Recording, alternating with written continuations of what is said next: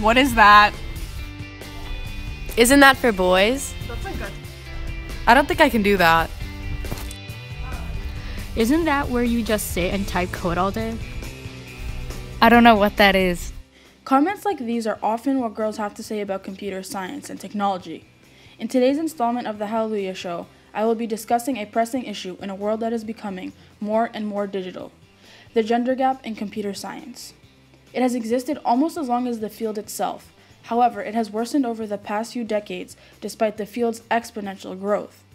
According to the study Cracking the Gender Code from Accenture and Girls Who Code, 37% of computer science majors were female in 1984.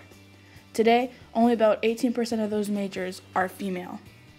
I will begin with my own story.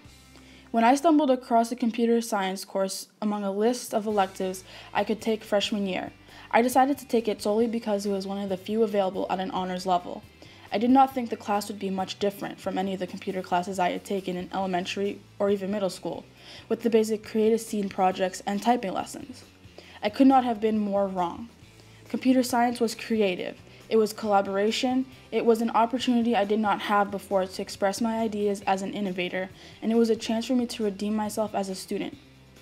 Computer science has given me many amazing experiences, from Technovation to doing a research internship at Northeastern University. However, one blatant detail that I noticed as soon as I walked into my Exploring Computer Science class was that there were only 3 or 4 females, including the teacher. Every year, the ratio of females to males has remained about the same in my own computer classes. However, in other classes, there may be smaller ones. Outside the classroom, I am often asked what I plan on studying in college. My answer is computer science. However, almost everyone believes that the only reason I'll get into college is because I'm a female trying to pursue a field with a high demand for females rather than for my own ability. Here are the stories of other girls currently taking computer science courses here at Burlington High School.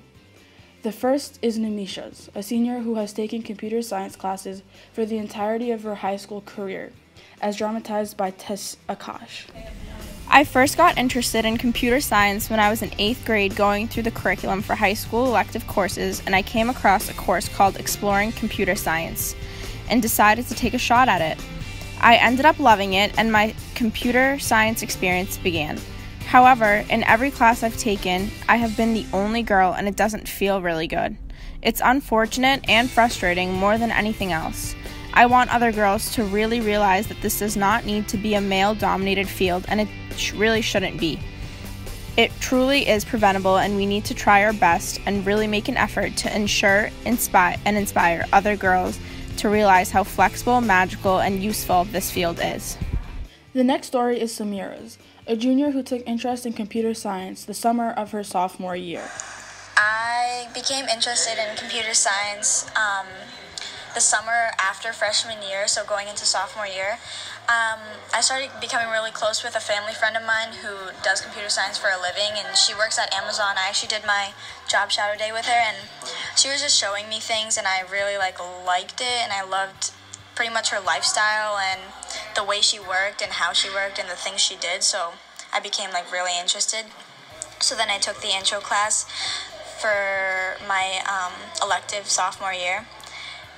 The ratio for boys to girls, I think there's about 15 people in our class, and there's 3 girls, so it's a 1-to-3 ratio, right? Okay. So it's pretty bad, and some days some of the girls don't come. Some days one has student council and one has to do a lab exam, so I'm the only girl, and at first it did make me very uncomfortable, but I just got used to it, and knowing the fact that it's going to be like that for probably a chunk of my lifetime in the workforce, I decided to just become comfortable with it as soon as possible, so I wasn't uncomfortable later on. But it's not that bad because it's not like they're rude or anything. It's kind of hard to get my opinions in there when we're doing group work, but that will happen anyways, so it's fine. And the last anecdote I have for you is from another senior, Ananya, who began taking computer science classes her sophomore year as well. So I originally got interested in computer science by actually discovering that I was really awful at bio, and once I realized that, I switched out of AP Bio as fast as I could, and the elective I took instead of that was Introduction to Computer Science. So in my first introduction to computer science class, my teacher was female, and I think there was maybe like 1 or 2 other girls in my computer science class, but the rest of them were guys, and it was kind of weird, but like I got through it because like the teacher was a girl and we just like talked and it was chill. Even in my next year though, it was like the same. I think 1 girl quit, so it was like even fewer. I think there were only like 2 of us, and it's been like that. Sometimes classes are awkward when it's just like a bunch of rowdy guys and you're just like trying to figure out what's going on, and it's like hard to approach anyone or talk to people. And I would definitely want to change it or get more girls into STEM by just introducing them to computer science as soon as possible. There is a common trend among these stories, a sort of discomfort in the classroom, a frustration, an isolation, and a strangeness of being one of the few females in a classroom. At Burlington High School, we have been fortunate enough to have amazing female teachers for computer science that can be our role models and mentors. One such teacher is Ms. Tyrell, who worked as an engineer prior to teaching. As an engineer, she was either the only woman or one of a few in her team for a project. She was often treated by several men as if she were below them because she resorted to finding friendships with the female secretaries and techs due to the lack of female engineers. She mentioned that she did have male friends, but it is comforting and beneficial to have another woman there. As a result of her experiences, she decided to become a teacher so that she could be an inspiration and a mentor for young girls to seriously pursue computer science and technology-related fields or combine it with one of their own passions. Now let's break this issue down. Despite the many outreach efforts that have been made in an attempt to close the gender gap, it has continuously increased in size over the past several decades. Computer science isn't a subject that is taught in many schools, and it remains an exploratory subject for the schools that do. Furthermore, the issue lies within who is teaching, not how.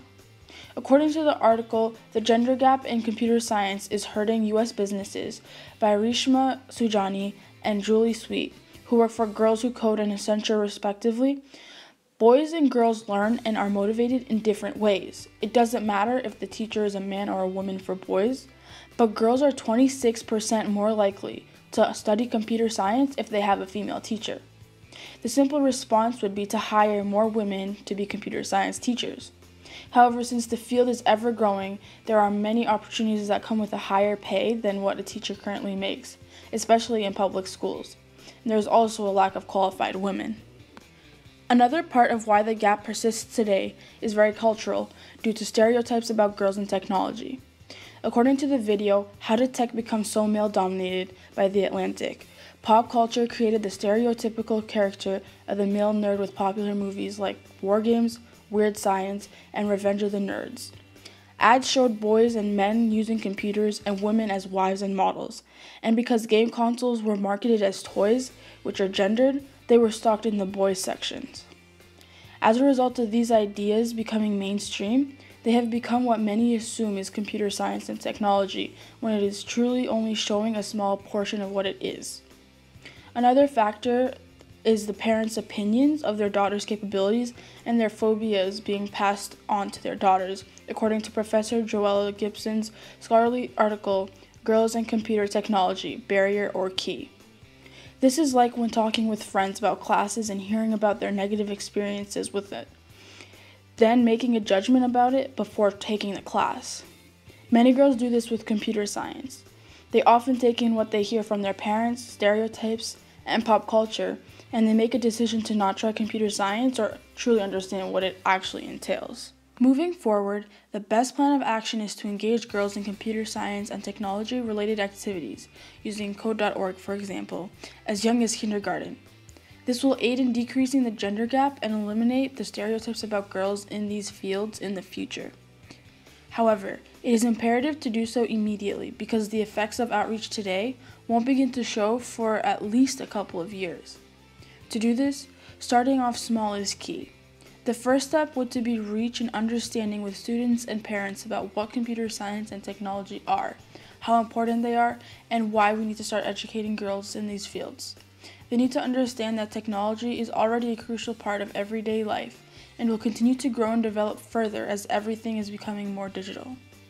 Here's what CEO of Tech Connection, Melissa James, has to say about it. I think it's just so important important for people to understand that technology is just a tool to helping solve our everyday problems. And I think oftentimes we think of, Google, and we think of Twitter, and we think of Instagram as these really big companies, but we don't really understand how they work.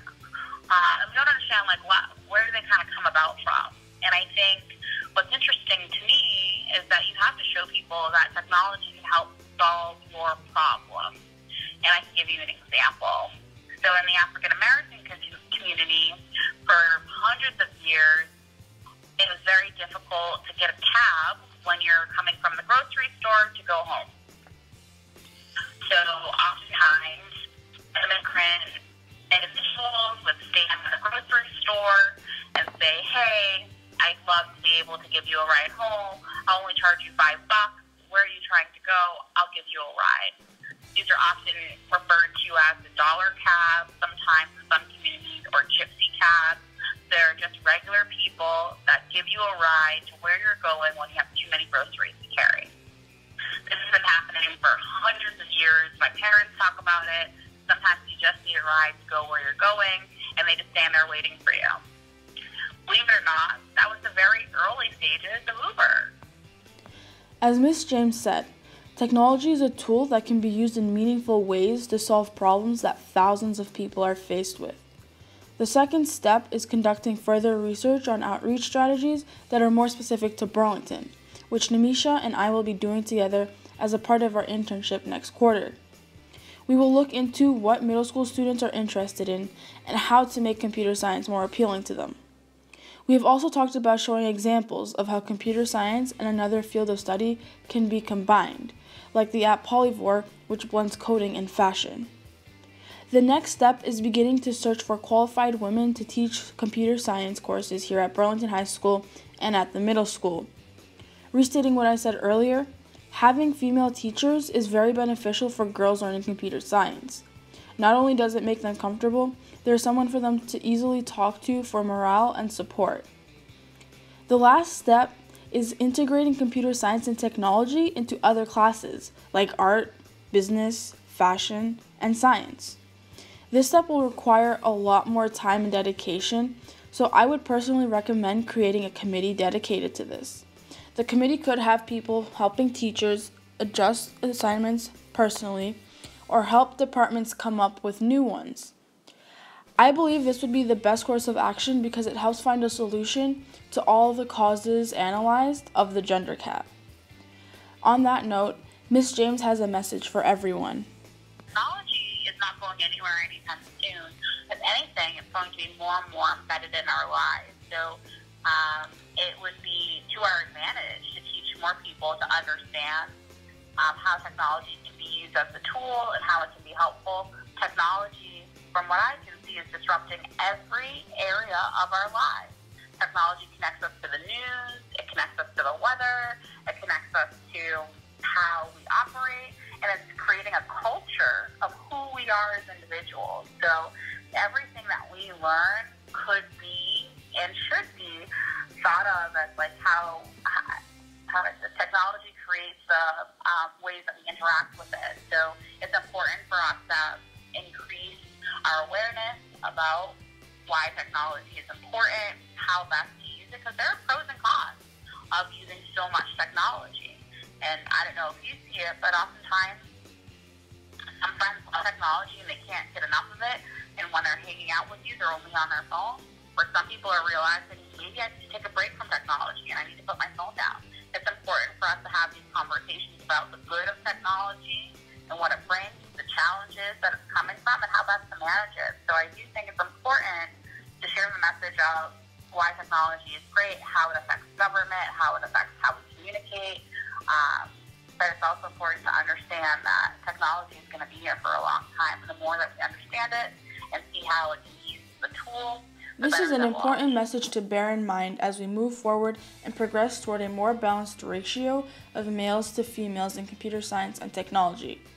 As the gap closes, businesses will thrive and technology will improve faster, with more of the available jobs in the field being taken by a population that has been largely absent in the recent years.